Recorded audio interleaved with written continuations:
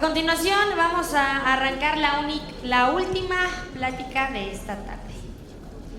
Se trata de Kim Eickhoff. Ella es fundadora y consultora de Swift, un programa de introspección que ayuda a romper los patrones que crean nuestros bloqueos para así crear la vida a la que estamos aspirando.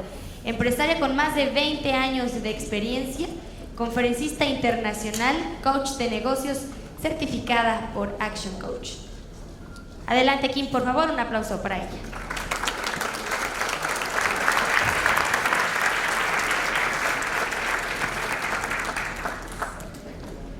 Hello.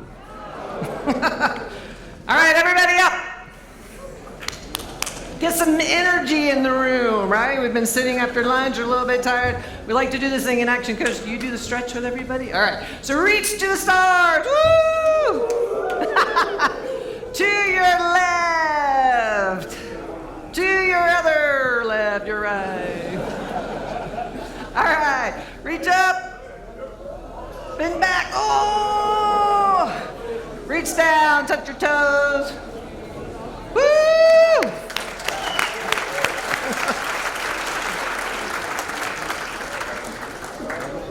All right. Thank you, Maria and Alejandro, for having me. This is really fun. I'm from Denver, Colorado. Anybody been to Denver? Yes. This is my first time in Mexico. It's beautiful.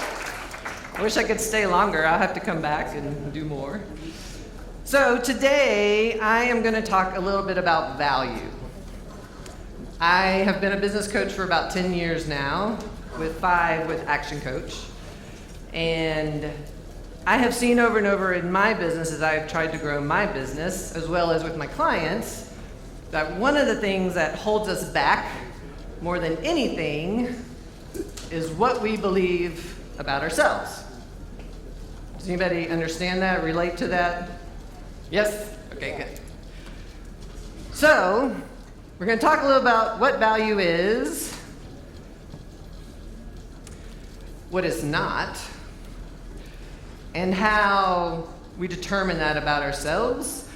And then I want to teach you a couple of strategies to help you become more aware of kind of where you fall with your own value, or what you perceive as your value, and how you change that and become more valuable. Sound good? All right. All right, so I'm going to start with a little, ooh, wrong way.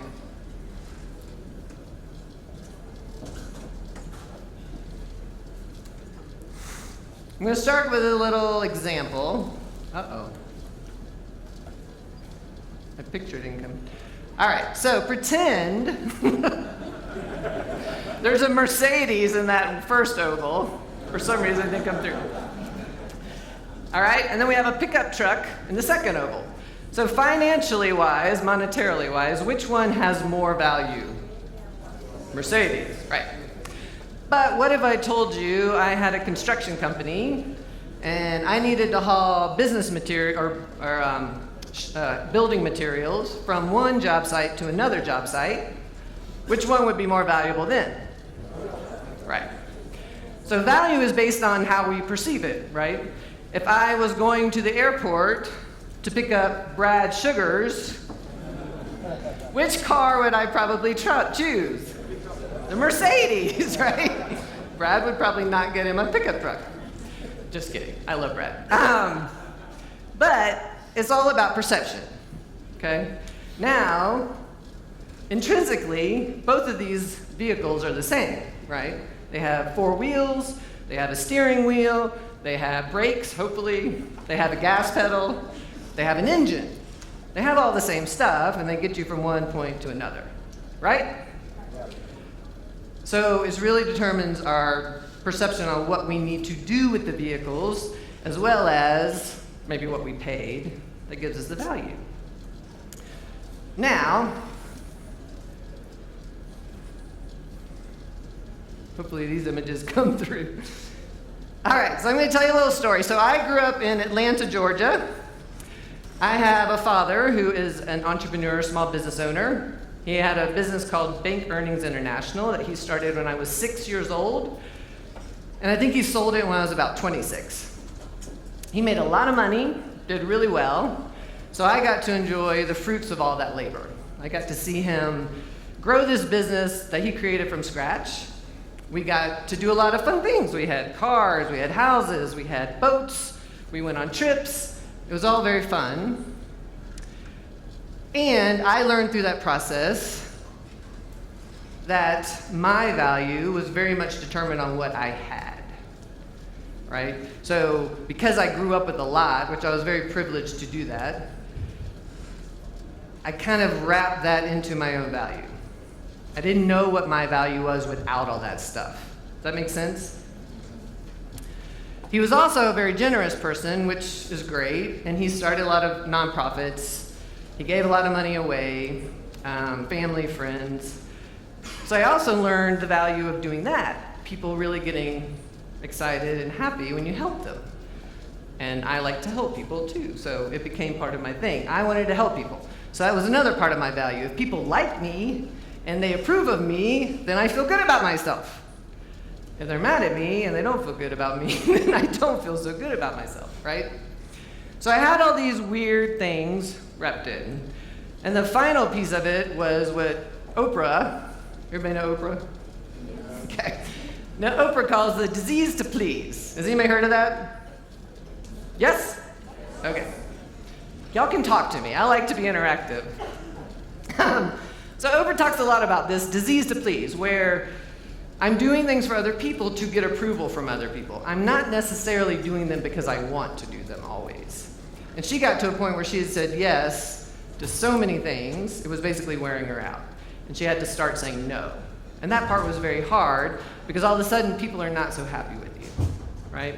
So there are all these things. We have financial, my value came from having lots of money and being able to do things and being able to provide that to other people. And then at the same time, learning how to do for other people and give to other people. And then we have physical health and beauty. That's what I used to look like.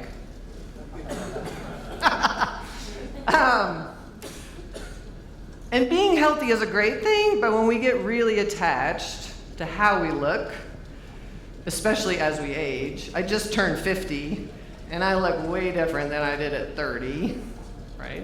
Can anybody relate to that? Yeah. But if we're really attached to what we look like, and what our bodies can do, and how healthy we are, or how strong we are, that fades at some point as well.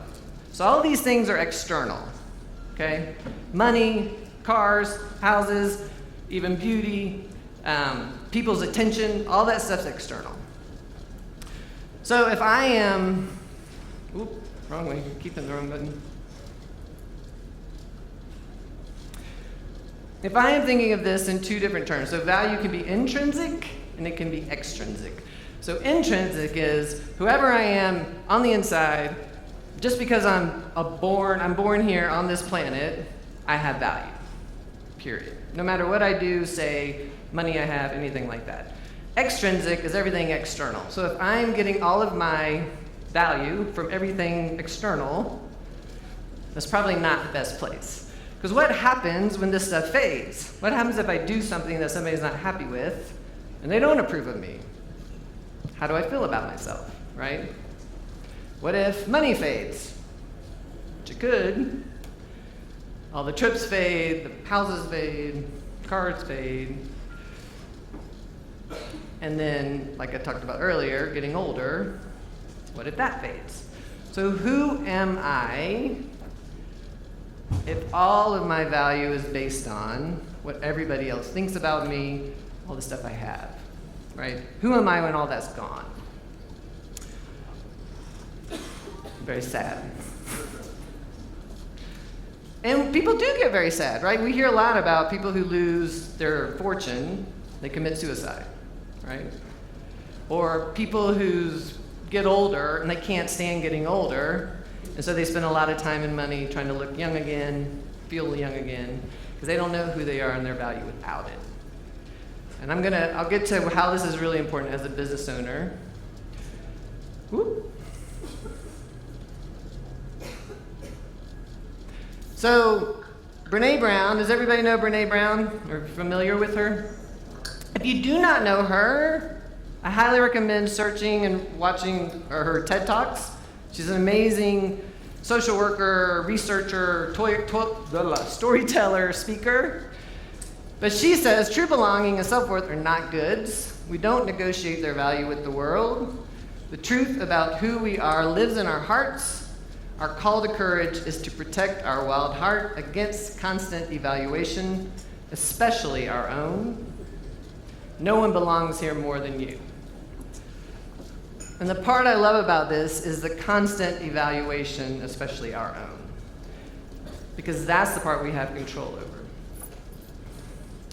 So who am I if I don't have all this stuff? About, 5 or so years ago, I went through a process where I started to see a trend in my own life where I kept starting a relationship, the relationship didn't go so well, it would end. My business would do well, then it would plateau, and then it would drop off. I had a lot of debt, so I had all these problems going on kind of over and over and over again in my own business. And then I started to seeing similar patterns in my client's business. And what I started to realize was that I was thinking some negative things about who I was, not really believing in myself, and so I would do things that kind of sabotage stuff. So at one point, I decided to go on a retreat. And Eckhart Tolle is a spiritual teacher that I think is amazing. He has a book called The Power of Now. Has anybody read that? Just like to see. All right, cool. The New Earth is another one. It's great. And he talks a lot about being present. And so at this retreat, his basic thing is observe your thoughts, don't believe them. So at this retreat, one of my kind of aha moments was being in one of his talks, and he was talking about start to notice the commentary that goes on in your mind about everything.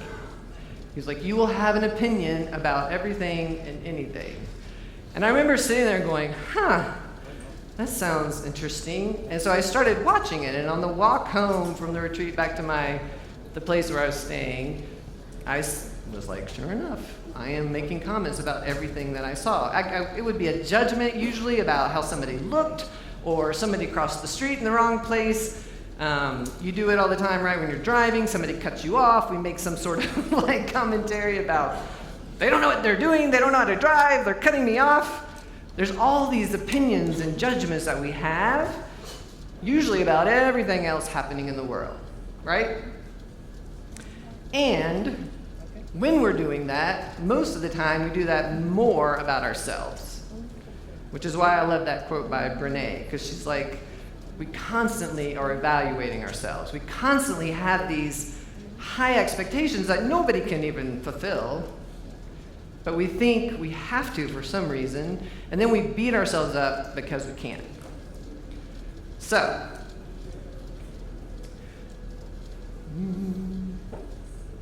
okay. The voices in your head, he talks a lot about. Oh man, I keep in the voices in your head, he talks a lot about. So who's aware of the voices in your head? That are not you. They're just talking. And they're usually negative. They don't ever say anything that's positive. They never say, Kim, you're looking fabulous today. They say, Kim, you're looking fat today. Kim, you're looking old today. Why are you doing that, Kim? That's dumb. Right? Does anybody have this kind of problem as well, or am I the only one? All right. So the voices in our head are very, very strong and usually very negative. And if we're listening to these voices, how do you think we feel about ourselves? Not very good. Right. So, these are the voices that go, I'm not good enough, I'm not worthy of, I'll never have enough money. Sorry, some of these didn't translate. Who the hell do I think I am to be successful or to have love or whatever? And then I'm too fat, old, lazy, whatever. So all of us have these negative thoughts that go on. And being aware of them is the most important thing to understanding what our value is. Because again, if I am constantly thinking I'm good, if I have money in my bank account, or I'm driving a big car, or I have a big house, Or I have lots of friends, and I got lots of likes on Facebook, and I love Facebook, so I got lots of likes on Facebook, and lots of likes on Instagram. That means I'm valuable, that means I'm good, people like me. If that's all it is, and then I lose all that, I don't have anything. Because normally what's going on are these negative things, and so we're trying to combat the negativity in our head with all these external things. Right? That makes sense? And when we do this enough, we're in this victim place. So we have an action coach, the point of power, and blame, excuses, and denial. Does anybody know this? Okay. And blaming is one of the most subtle things that we do, and excuses, but we're stuck here. You can't do anything about your life and change your life if we're stuck in the victim place. And so after this retreat, I got home and I was I was heading home from my office on the highway, and I was again kind of in this negative place. And for some reason I saw this park and I was just like, just stop the car. So I stopped the car, I got out of the car, and I'm walking around the park, and I'm kind of going over all these things that aren't right in my life. And I stopped and I was like, can I just be happy in this moment? Because in this moment, what's actually wrong? The sun is shining, it's a clear day, it's spring, I had money in my bank account, there was nothing actually wrong, but everything was wrong in my head. And I remember looking up, and these huge flock of blackbirds started flying around, and they were like diving and playing. Has anybody seen that, where nature starts performing for you, and you're just watching this like it's a magical event? And I'm sitting there watching this, and I stop, and I'm just like, yes, I can be happy in this moment, just being here and not getting stuck in here, right? Just looking and observing and doing what Eickhoff said, just observing what's happening, not judging everything and putting critiques on everything and evaluating everything and putting myself down because I didn't sign that client or whatever it was. My business isn't where I think it should be. How many of you have that? My business should be here, I'm only here. And you beat yourself up about it. Right? And that doesn't help. It just makes us feel worse. And normally when we feel worse, we don't go out and do something positive. We usually go do something negative. We'll go, watch Netflix for hours on end, or we'll go have a glass of wine or eat something. We do something to make ourselves feel better, or try to. So I'm standing there watching those birds, and that's what comes over me. It's like, yes, like this is what life's about. Look at this amazing presentation of nature. And it's a beautiful day. There's nothing wrong right now. So I started then doing a lot of work.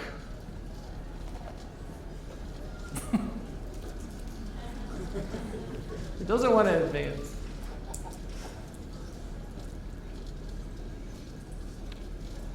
Oh, right there. Okay.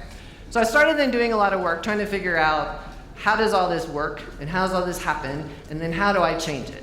Because I was tired of being in this place. I was too old to do this anymore, and I wanted to live the rest of my life in a happy place, or happier place.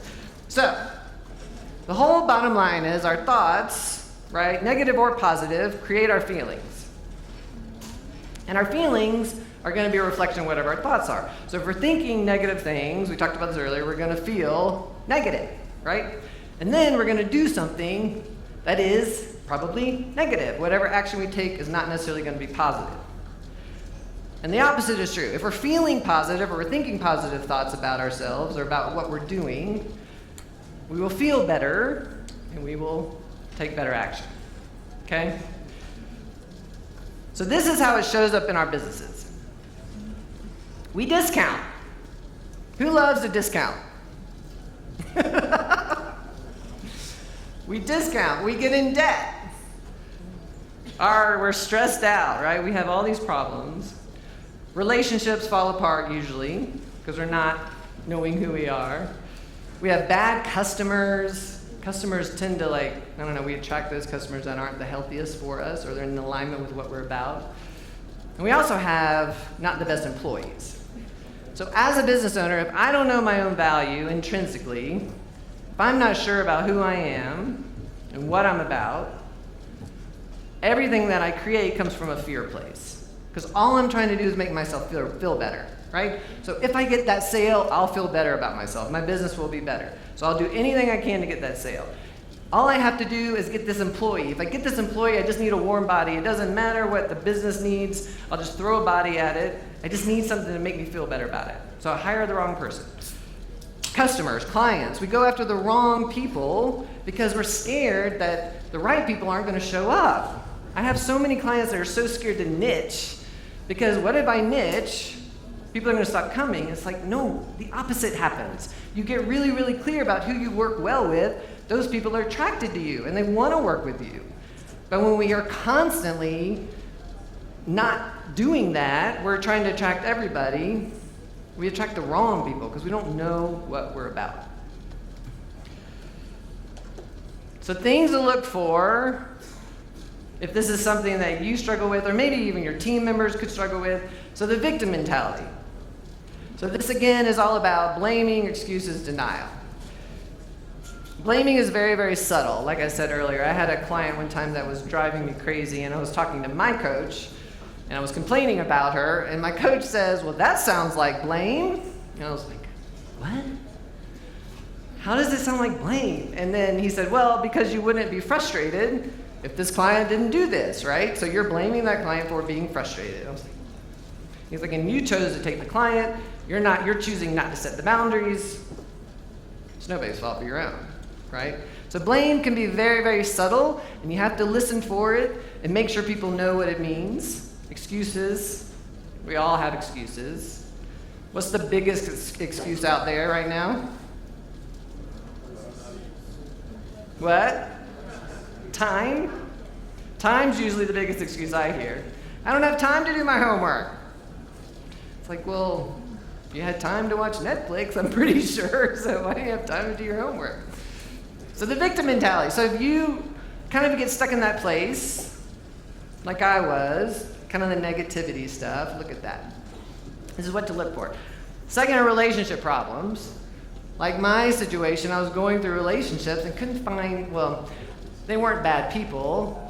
We just were not a good fit. And I knew that early on, but I kept taking them in, right? And so finally, when I started working on my value, I attracted a much better relationship. And this could be in your business with your customers. It could be with your employees. So how do you attract good quality people that are in alignment with what you're trying to create? But how are they going to do that if you don't know your value? Because that ties into your vision, right? If I'm strong and know what I'm about and what I'm here to do, then I can create anything, and that becomes my vision. My personal belief is that we are all here with specific talents and skills and abilities and experiences that make us very special, and that you are here to put that out into the world to share with other people to make this world a better place. And if you're not doing that, you're robbing us of that opportunity to see those things and learn those things. Does anybody else believe that? Kind of, sort of. That's why we're here, right? Like to discover who we are and what we're here to do and what we're here to create. And if our businesses aren't a reflection of that in some way, it doesn't even have to be by the product or service, but how you run your business, there's not going to be a lot of passion in the business. Cash flow, profitability, and debt challenges. I had a client who, it didn't matter, we raised her product prices, we worked on her efficiencies, we did everything we could, and she kept coming back. She would get out of this for a little bit and then fall back down. And she constantly had cash flow problems, constantly had profitability problems. And then debt was always a challenge because of it, because she would run debt up to pay for everything else. And what it came down to is that she did not believe what she was doing was that valuable, and who she was that valuable. She had this whole mindset about being rich and having money, and it was a bad thing, and she didn't deserve it. So what do you think she attracted? Not being rich. So we had to work a lot on that to help her kind of shift out of that.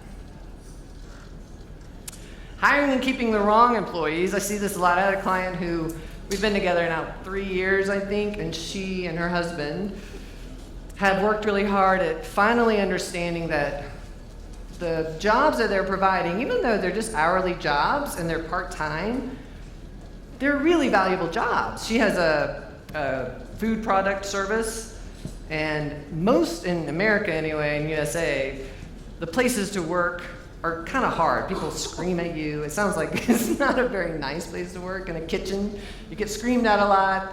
The head chef is not very nice, usually for whatever reason. But she's really created a different environment. And she really encourages people to share, do their specific thing that they love to do when it comes to cooking.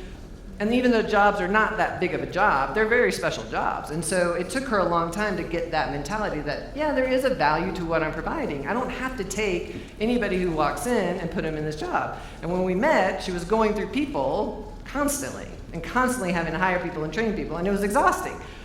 And now she has a really good team in place of about 12 people. And we have, turnover, but it's not bad. It's like one every now and then. So it becomes a smoother process.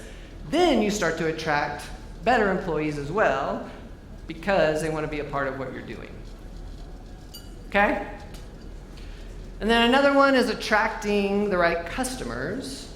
So when I know my value, the right customers that work with me show up. They want to actually be there and work with me. I love working on personal development pieces with my clients in business coaching because I know and believe that we only grow as much as we grow personally. Our businesses only grow as much as we grow personally. So if I'm not working on my own stuff and my clients aren't working on their own stuff, their business may jump to a certain level, but it's going to fall back down because they can't handle it. So I know I work really well with those people who are willing to learn and grow and challenge themselves. In the beginning of my coaching practice, I was really scared to say that and put that out there because I didn't think there were that many people out there. And I didn't want to turn any business away. So what I got was a lot of people who didn't want to do that, and we were constantly frustrated with each other because I was pushing them to learn. They did not want to learn or grow, and so we got into this kind of back and forth. So you attract the right customers. I have a client who has a web development company, and he was kind of in this mindset of trying to please everybody. He was a big people pleaser, and pleasing the customers all the time on everything, and you just cannot do everything well for everybody. And when you try to get out of your wheelhouse and do something that's a little bit different for you, it doesn't normally go that well, and then customers get mad anyway, right? So you might as well stay in your lane and do what you do really, really well and attract those customers that love that. Okay? So those are things to look for. Any questions? No. All right. So how do we change our value perception? First thing is to pay attention, like I was talking about. So how many of you practice some sort of meditation, mindfulness, journaling? Okay, about half. So if you don't, would highly recommend trying something like that. There's lots of CDs you can get. There's lots of free things. There's apps now on your phone that tell you basically how long to meditate, how to do things, walks you through it. I think one's called Headspace. They're super simple. But it helps you slow down. And if you don't know what's going on in your mind, and if this idea is a new idea, that there are thoughts going on that aren't necessarily yours in a sense, but also that you are in control over and you can kind of change those. If that's a new idea, then I would highly recommend just exploring some of this because it really will change your life. Once you start to see that, wow, my mind is constantly running and constantly saying things about everything, other people, judgments, criticisms, putting myself down constantly. If I could stop that and at least be aware of it, how would that change my life?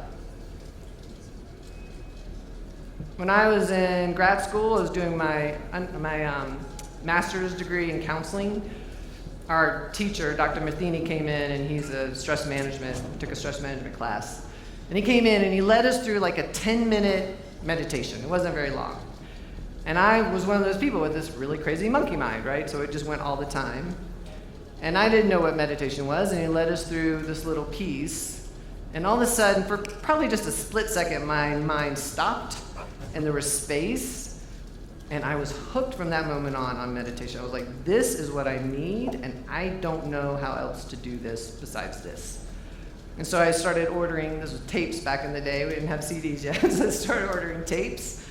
And 10-minute meditation, a guided meditation, 20-minute, 30-minute. And it totally changed my life. I started waking up and seeing things that I hadn't seen in myself in years or ever. It got me into yoga, which got me into my body. And it started me on this personal development journey that made all this stuff become more clear to know that there's a different layer and level to what I'm doing. It's not just about being in this world and living this world. There's something deeper, and I wanted something deeper. And so being able to tune in and stop stuff and be present is an amazing skill. Eckhart Tolle is a wonderful person to follow. If you are looking for, and he has great books, like I said earlier, The Power of Now is also life-changing. But just find whoever it is speaks to you. There's lots of people out there, so you don't have to use any one of them. But pay attention. Start to pay attention to what are you telling yourself. And if you're a coach in the room, pay attention to what your clients are telling themselves. Because that's really important on how they're driving their business, what decisions they're making. Like I said, if you're in a fear place and you make decisions from fear, it's probably not the best decision. But you gotta pay attention. The second one is to feed your body, rest, and rejuvenate. So who in here gets enough sleep? At least 7 hours a night, they say. Wow, that's good. I'm impressed because I have a hard time. Good. That's one of the hardest things for me for some reason right now. Resting. Vitamins? Kind of. Yeah, so resting is really, really important. Who in here works out, lifts weights, right? So when you lift weights, you're stretching out like that. You're tearing your muscles, right? That's the whole point. When you lift weights with weights, you tear your muscles. The day off is when your muscles regrow and become stronger. It's the same thing with us. So we have to take time to rest in order to get stronger. A lot of us in our society these days think that rest is stupid. It's not, and we need it really, really badly. Feeding your body, eating the right stuff, right? Getting the best nutrition you can for whatever it is you're doing. Exercise, of course, is important. And then spending time rejuvenating, which I think about like going on vacation. Who goes on vacation regularly?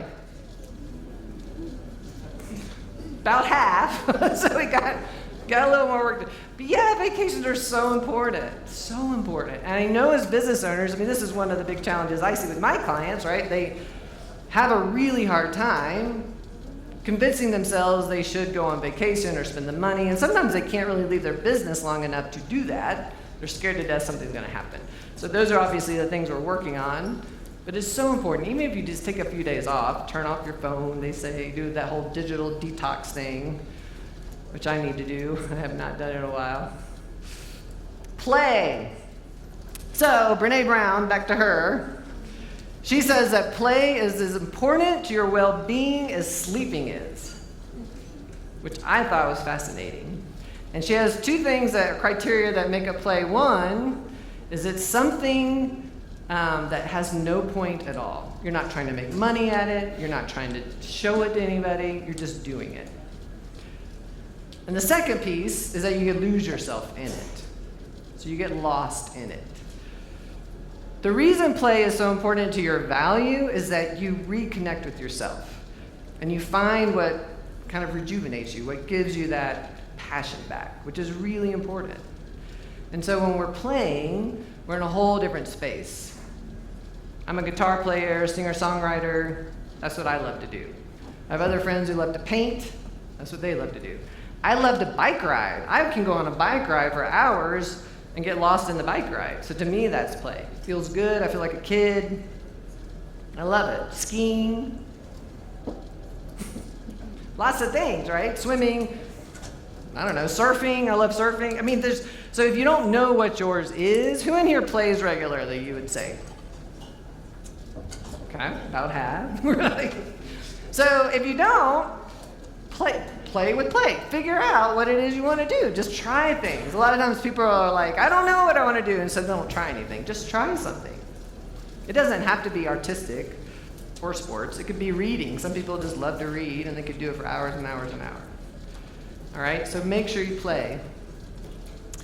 And then honor your feelings is number 4, and this is one of the things that I've seen, I would say, be hard, especially when your feelings are more, like if you're somebody who's been a people pleaser, honoring your feelings around something because you don't want to do it and saying no because you know that's best for you is a really hard thing to do.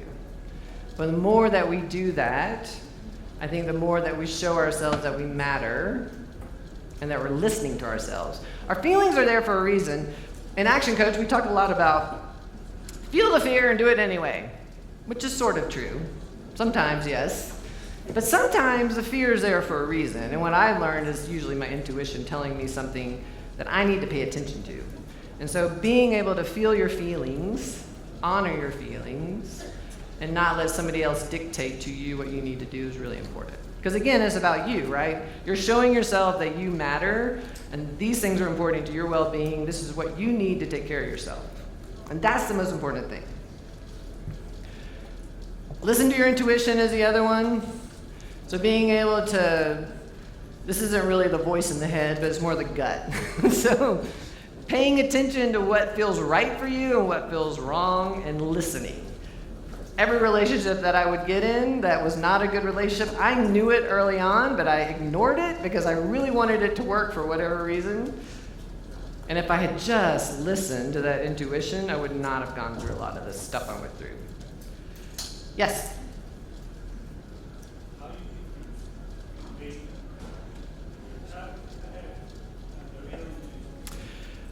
The way that I tell the difference is that when it's something in my head, there's this, He said, how do you know the difference between the voices in your head and your gut, your intuition? Which is a great question. For me, what I've learned is that when it's the voice in my head, it doesn't normally last that long, right? It's like there's an urgency to it, and it feels like I have to do it now, and if I don't do it now, it's not good. With my gut, it's constantly there, but it's subtle, and it never goes away. Like it's always kind of present, if that makes sense. But there's no urgency to it. It's just a very, okay, Kim, you can keep doing that if you want. You're gonna be miserable. At some point you'll listen, or you won't.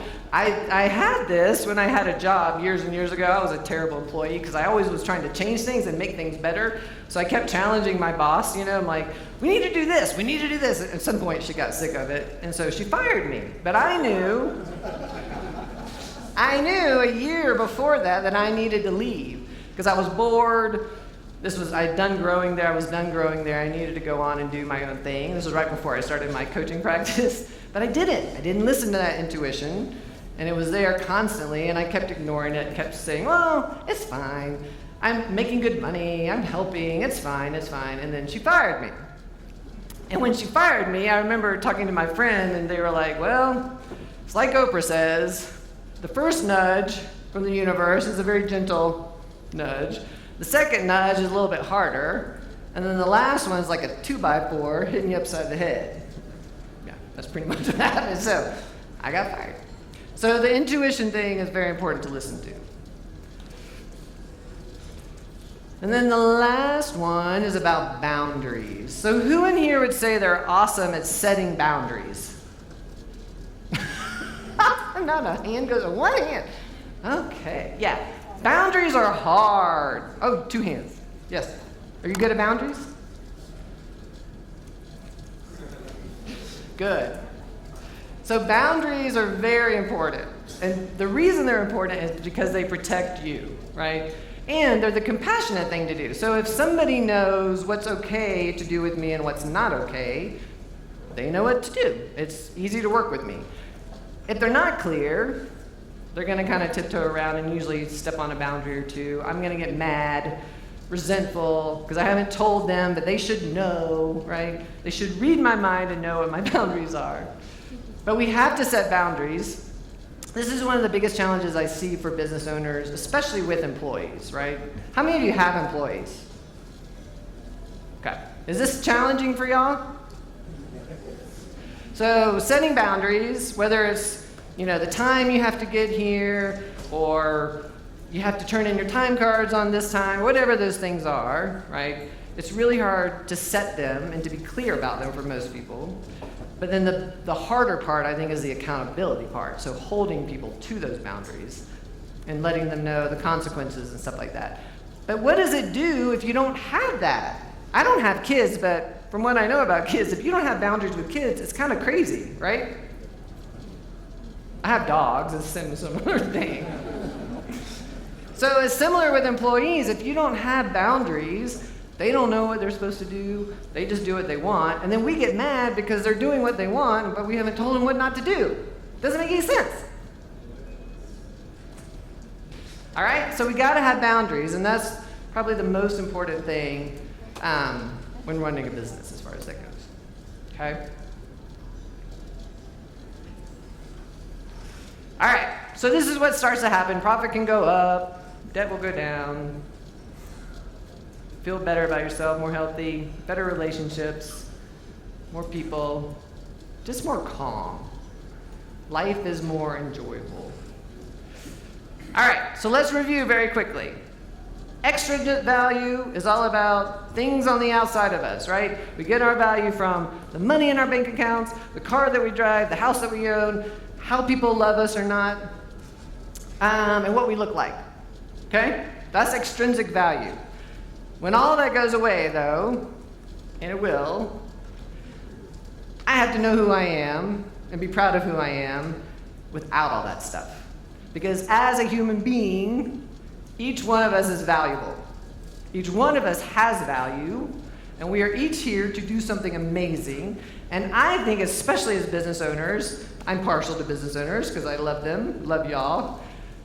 We take risks every day to do this, right? And that is a huge value. You are setting an example not only to other people to be creative and to create your own thing and put that out into the world and be brave and do that, but it's one of the most fulfilling things as well, right? It's kind of like your own kid. So we all have value just because we're here. And knowing what your value is and how you see that and how you share that with the world is really important through your business. So charging enough, right? Charging enough, not discounting. No discounting. Hiring the best people that are in alignment with your vision and that are here to support you and what you want to create. People want to be a part of something. They do not just want a paycheck. I don't care what the job is. They want to be a part of something. I want to have a job where I can help something and be a part of something bigger than me, okay? So hiring the right people, not just a body. And then the third thing is working with the right customers, attracting the right customers. People in alignment with what you're trying to do in the world, what service you're here to provide, and paying the right price for what you're here to do.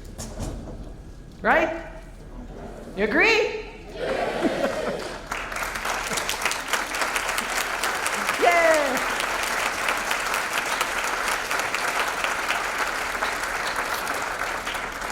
All right. So one last thing I want to do, well, two things I want to do. One is Shift. I have a program that I created called Shift where I help clients do this. If anybody's interested, please see me. We can chat about it. It's just a 3-session thing, but it walks you through a process that helps you gain awareness about yourself. It's a very clear process. And then the other side of it helps you see what you need to do to change it. Okay? So if anybody's interested, let me know. And then the last thing I want to do is everybody stand back up.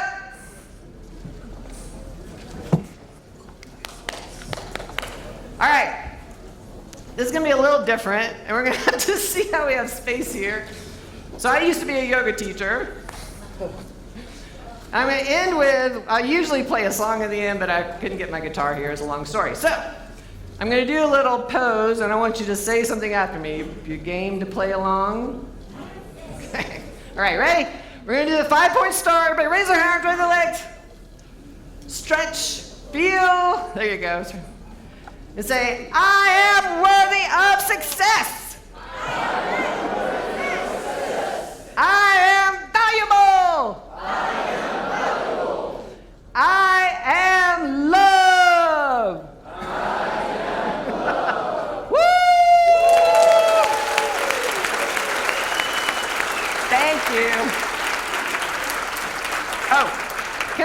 a giant selfie while I'm up here to put on Facebook because I like to get all the likes, like I said. All right, Ray. Woo! Thank you.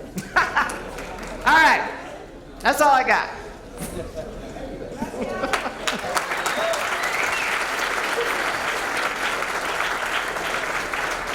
Oh, I didn't realize. Gracias, Kim. Muchísimas gracias. Va a subir de nueva cuenta María Inés Morán. Tiene un presente y un mensaje para ti.